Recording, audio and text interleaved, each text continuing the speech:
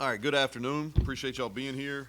Um, y'all watch, so I don't have a big opening statement. You guys can ask some questions.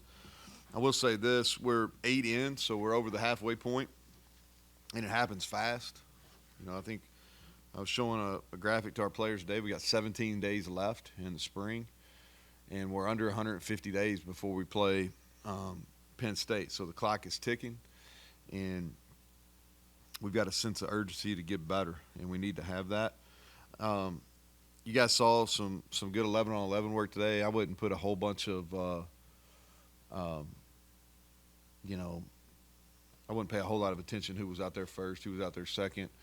We're rotating the guys pretty good. Just um, like we had Johnny Williams, he ran a bunch with the left with the ones today, first group today because he's next man up on the left side. And that's just an example. So don't get carried away as far as who was out there first or second. We're trying to mix and match and get guys ready for the season. It's not necessarily about winning the drill, as it is about getting better and evaluating personnel as we get to the as we get into fall camp. So with that, Greg, open us up there. So, part we saw a number of very nice catches, a couple drops along the way, but I mean, just evaluate the wide receivers overall. Are you happy with the way they performed? Yeah, not very good on Monday when we practiced. That was our first day back, and really that was kind of our the toughest part of this spring for us. Is last week we went Thursday, Saturday, Monday, 3 physical days, and as an offense just did not react very well on Monday, and our receivers who I've been excited about. They've worked really hard in the winter. I've liked their demeanor and how they've prepared going into each of the spring practices up until practice 7, which was Monday, and just didn't like the results weren't very good, but more importantly, our preparation wasn't very good. Like our emotions, all those things weren't very good. And so, to their credit, they bounced back and we're much better today. And so, I think that group is, and I may have said this at the opening press conference, I can't remember, but there's some pressure on that group. We probably outperformed expectations in that room last year, especially the young guys that played, the Traylon Rays, the Rodneys, Preston playing for the first time, Hudson playing, probably, really maybe surprised some people, but that element's gone now, and so there's when expectations are low and you do better, like have you really accomplished anything? And so now those guys have proven they're capable of playing this at this level. Now what does the next step look like? Can we win because of them? And we've done a lot of passing situations this spring because we have to get better throwing the ball. The quarterbacks have to be more accurate. Our running backs and our O-line have to protect better. We have to do a better job of getting open and making plays after the catch. And so we've put a lot of pressure on those guys with the full expectation that we will be better and we'll be able to win some games because of them this year. You mentioned the offensive line a little bit there with Johnny. There is some mix and match, and some of it's necessity, Yeah. injury or such. But your first group, a lot of experience, but the backups, you seeing something out of that group? Yeah, so, Wyatt, Tomas is missing the spring. He started doing some individual yesterday, or I guess today was his first. He got released yesterday to do some individual. He won't do any 11 on 11 work, but Wyatt and Tomas and Yates and Hubbard and Malone a little bit less. But those guys, the first 5 that roll out there have played a lot of football, and we're trying to get them better. I think Malone is the guy that's through the middle part of the spring. I've really been pleased with the step he's taken because he's probably played the least amount of all those guys. And then this spring, without question, it's about getting the young guys. Johnny Williams, he'll be a factor for us. We need to get him where he's ready to play in fall camp, and we think he will be. Sully Weedman and Mo Hamilton are both getting a bunch of reps, and it's time for them. They've been in the program, and it's time. They've got to be able to perform. Yates is out for a couple days. Nothing serious. He's just out for a couple days, and Landon Livingston is getting a bunch of reps at center, and so is Cooper Young. And Landon, I've been pleased with him. He's a guy that would probably be, if not the most improved player on offense. He's in that discussion through the midpoint. And then, Xavier Bosley and Nick Cray are the other two. And we feel like both of those guys are going to be ready to play. Xavier gets, the more comfortable he gets, the better he's playing. It's a different speed, than what he's had.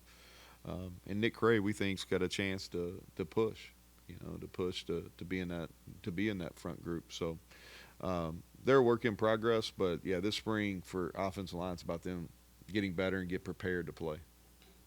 Quarterback-wise, a lot of talk about Green and what he needs to improve on, but Nico looks like he is night and day even from this point last year. He looks a lot better. It's a good observation because What is he? Yeah, what is he doing that you could speak on more intelligently than me about what he's actually doing that you feel makes him better than a year ago? I think it starts with his preparation, which sounds really simple, but he's matured as a football player. So, like, when he turns on the video, he knows what to watch. He knows how to prepare. Like, he's doing a really good job of asking for the script so he can be prepared going into each practice. He asked me, like, hey, what are we going to call here, so he can think about it, which that's never been the case. I think from a fundamental standpoint, he's much more compact right now. And his confidence has risen because he's got a lot of repetitions, but I always think that's the base for your confidence is because he's got the repetitions now. But the game slowed down. Slowed down a lot. Pre-snap, he has a better understanding of what defenses are trying to do to him. But I've been really pleased. I talked about Landon Livingston, and then Nico would be right in that conversation as the most improved player we've got on offense.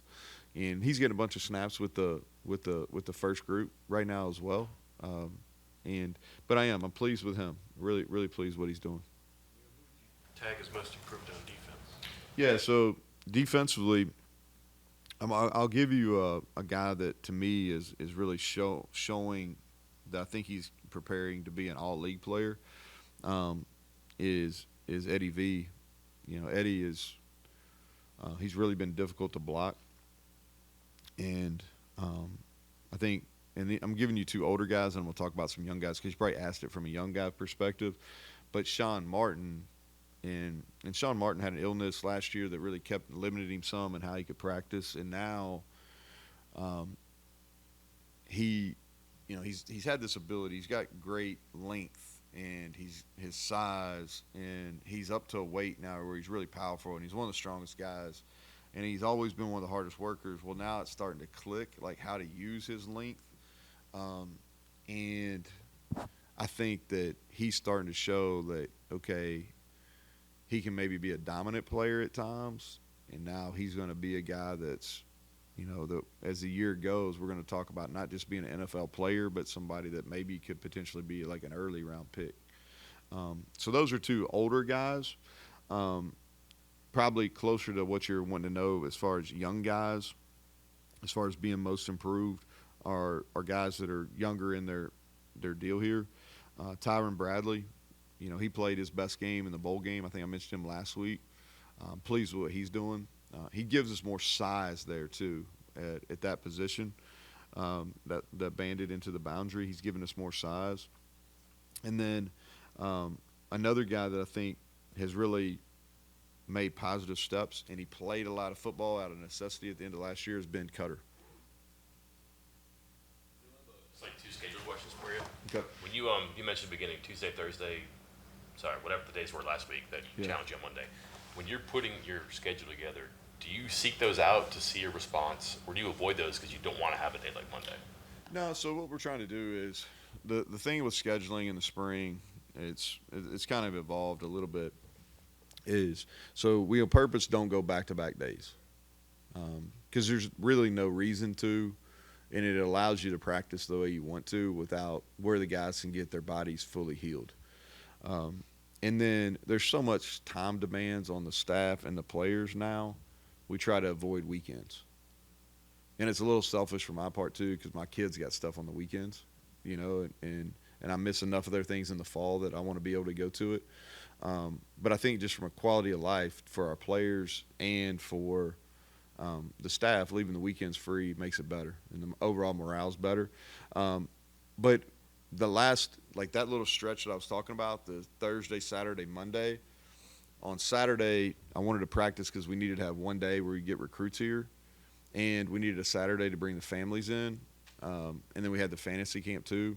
And so, on purpose, when we built that, like I wanted to be able to test them. Like we went a bunch of team 11 on 11 on Thursday. We went in the stadium, we're physical, and then we had to turn around and do it on Monday. And yeah, so I wanted to see like who could do a little bit some hard things better, and maybe who hasn't handled those things, previously, who now has grown and matured and can handle that workload. This may be cynical of me, but I noticed that the portal opens on Monday. You guys basically have 2 weeks of practice left. Seems weird, the timing, right? Like, Yeah. who's going to leave right now? Is that any? I mean, that's such a Well, they big deal. will. I mean, if that's what they want to do, like. Well, I mean, it makes it pretty difficult to get a 2 week head start and get Yeah. caught up if you want to go. It seems like not you would intentionally anchor people here, but it does give them something to think about, and it's a way to retain players, maybe. Well, I don't know. We'll see.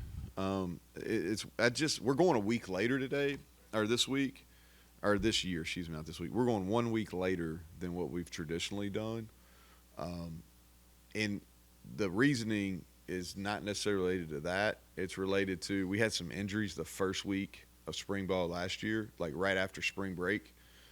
So, in our planning for this year, we wanted to come back and give a week buffer period between spring break and the actual first practice, and then that just backed everything back a week. All right, so that was kind of the thought.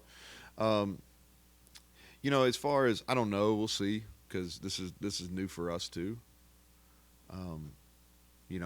It's our hope that we don't have a ton of portal activity. I'm not naive to think we won't have any. So we'll see on that. The thing about the window, it's 15 days, and it doesn't really matter if you get in the first day or the 15th day. It kind of is what it is. You know what I mean? Well, yeah, we'll see. Like I said, I'm unsure. First time doing it, we'll kind of see how it goes. With the depth you have, are you pleased with what you've gotten out of those guys so far?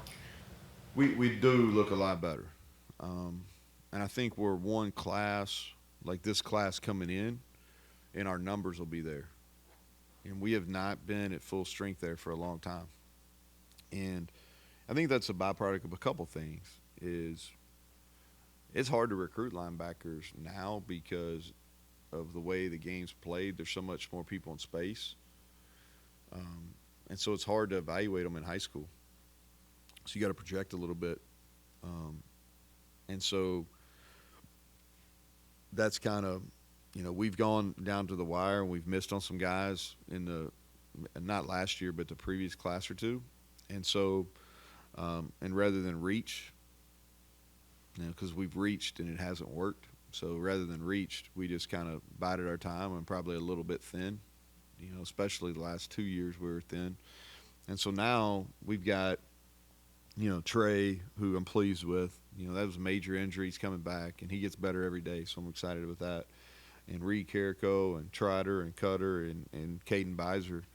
And Beiser would be the other guy that would be in the mix for the most improved. He played really sound football in the bowl game, and his change of direction has gotten better over the offseason, so I'm really pleased with him. So now we have, 5 guys there that can really help us, and we got a couple more coming. And so that's been beneficial. It's definitely put us in the best spot we've had thus far. You talk about Hudson, you talk about Malone. Is there a walk-on this year who maybe not is going to get a scholarship, but is like right there and just kind of needs the opportunity to be good? Yeah.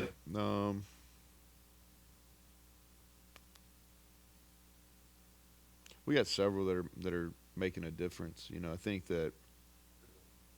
Yeah, you put me on the spot, but I can answer.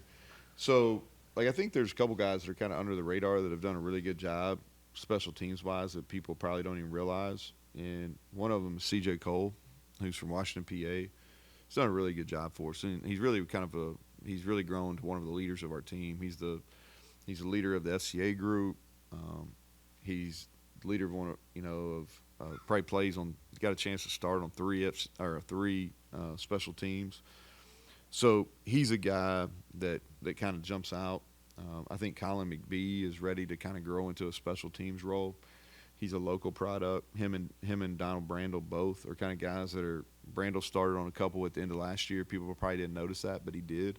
And those are both University High guys. I think the other one I would put in that is Derek Berlitz, whose brothers had a great swimming career here. But Derek's got a chance to get into special teams. Let me think here, because I want to be able to answer your question. Clay Ash, I mentioned him the other day. Like, he's done a nice job. We're deep at that spot, but he's done a nice job. I think it's too early to tell if he can actually get in the mix or not, but he's done a nice job thus far. You mentioned Sean Martin. You mentioned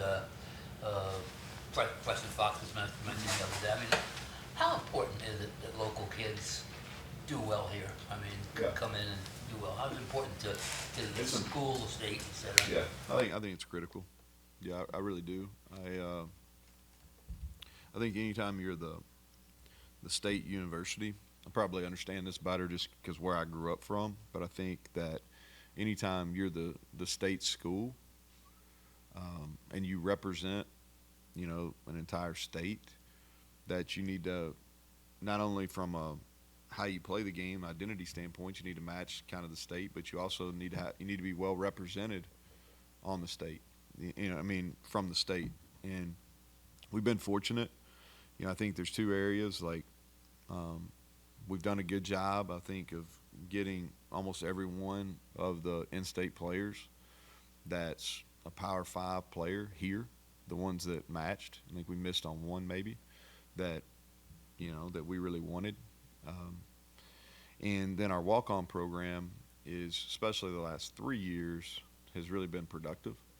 And so I think, my vision for, when I first got here, and it really hasn't changed, if we could be close to about a quarter of our team, of our scholarships, where West Virginia, either homegrown or what I mean is home, we offered them out of West Virginia, they came here on scholarship, or they grew while they were here, meaning they earned the opportunity to be on scholarship while here.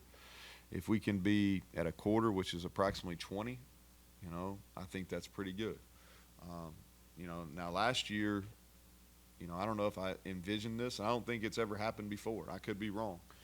But, there were games where Hudson started at receiver, Preston started at receiver, Malone started, Wyatt Milam started, Doug Nestor started, Zach Frazier started, and those are all West Virginia guys. And we were a top 25 offense in the country. So I don't know if I had that vision, but y'all heard me say this several times during the year.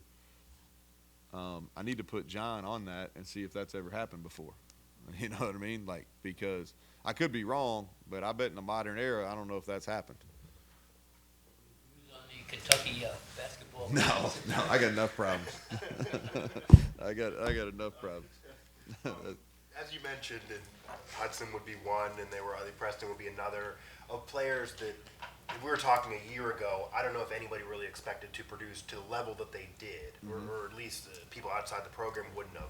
What are things, because it's probably too early to pick out players like that now, but what are things that you're looking for even now that you can think in your brain right now in April, that guy might be that Hudson Clement from a year ago if this and this happens? What are things you look for? Well, I think that you never know, because you have to do it when the lights come on. And there's been plenty of players, like, throughout my time as a coach or even as a player, were guys that were really good practice players, but then it wouldn't click over to the games. So you never know until they do it in the games. But you have no chance if you don't make plays in practice, right? Like Preston, there was a spring, or excuse me, a fall camp, a spring, and a fall camp that kind of preceded him making plays in the game. So the previous fall, you could see it happening in practice, and he started slow. If you remember, he had a chance to make a third down catch against Penn State. That would have been a touchdown that would have tied the game. He had a couple drop plays to Duquesne, but then he found his rhythm and then really played well. And so the same with Hudson. Hudson had our Monday Night Football stuff, like toward the end of the year, the previous season, where he really started making plays. He made plays in the spring in practice, and he made plays in fall camp. And so, like, you could see those guys making a bunch of plays, and then they just needed an opportunity. Like, Devin got hurt. Hudson started the game against Duquesne. The rest is history. And so I think that's what you really look for is, like, who is winning some one-on-ones. Like if you're a receiver, who's winning versus man coverage and who's making contested catches. If you're an O-lineman, who's making point of attack blocks against good people. D-line, who's tearing off, who's winning one-on-one pass opportunities. Linebacker, who's making tackles, who's making plays on the ball. Those are the things you're looking for. And most of the time, if they're consistently making plays in practice, then it's going to translate. Unless they got performance anxiety or something like that, then it's going to translate into the game. Things you wanted to accomplish this spring, you haven't gotten to them all yet. Yeah. Are you on track? Are you ahead, behind? No, I think that we always talk about these objectives we want to get to. We want to stay healthy, which, Jacoby Spells is going to miss the rest of spring. He had to have surgery, so we haven't necessarily achieved that. But we want to continue to stay as healthy as possible.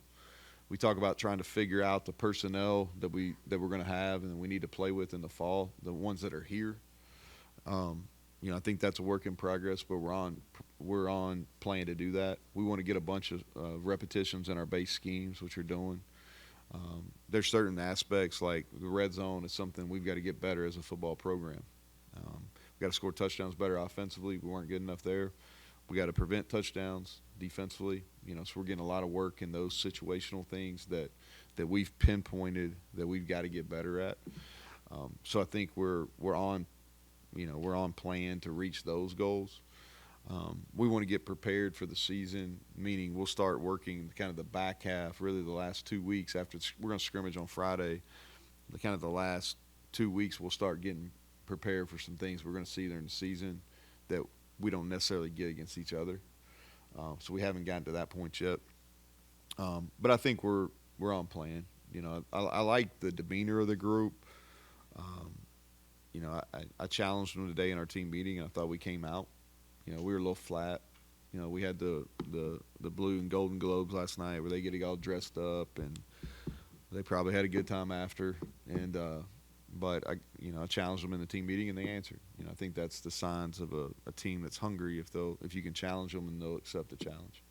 What you were saying about to Greg, 11 on 11, a lot of it this spring. Is that was by design because you got an older team? Yeah, so kind of our thought process, we get about six into it, 6 practices into it, and then the rest of the spring do a lot of.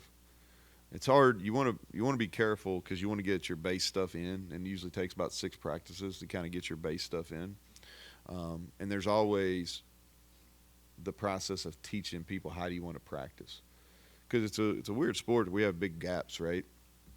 So you practice in December for a bowl game, and then you have a gap until March. So it's a long time. You work the football skills, but you're not practicing with 22 bodies out there at all times. And so there's always, and then you do it, you finish it in April, and then you don't do it again until August. And so there's always a little bit of time where you don't have just a bunch of people on the ground. So we kind of don't do as much 11-on-11 work during the very beginning of fall camp or the very beginning of spring ball, just because we don't want a bunch of bodies on the ground. And so now we're to the point where we're practicing better. We didn't have a ton of bodies on the ground today. And then we can get where we get a bunch of 11-on-11 work, because really we can drill now all summer. We really need to get repetitions of 11-11 work situations, see who's going to be able to compete at this level, who's ready to play, and it's you go team to evaluate, you drill for skill, and now with the OTAs in the summer, we can really do that over the summer. Upper body, Yeah, lower body. upper body, and he'll probably miss some time during fall camp, and but he's gonna miss the rest of spring. And he had a great winter, man. So like, really hurt for him and us because he really had a great spring. It won't be anything that I think he'll be back at some point early in the fall. Time now for him. It's time, man, and he shows up. Like, and you've been to some practices, so you've seen him. Really pleased with his development. I think he'll be a difference maker for us. I really do. He's been in the program for a while now. He did some nice things late in the year, kind of unnoticed, but yeah, I like what we're getting out of him. Coach?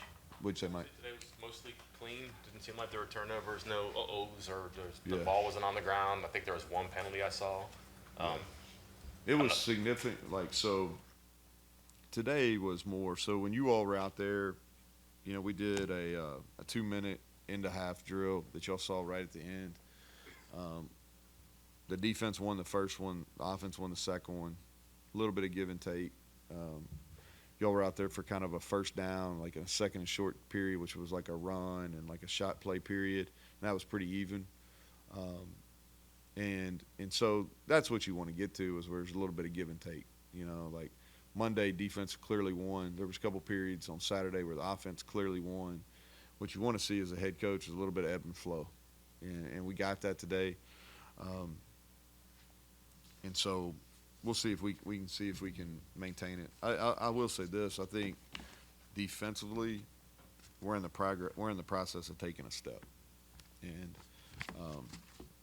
I think that schematically we're growing, and then our guys are more confident, and we're playing with a little bit more of a hard edge defensively, which we need to. And so through the midpoint, I'm pleased with the progress we're making there. Did you say it's lower body or No, it's upper body. Yeah, upper body. All right, thanks, guys.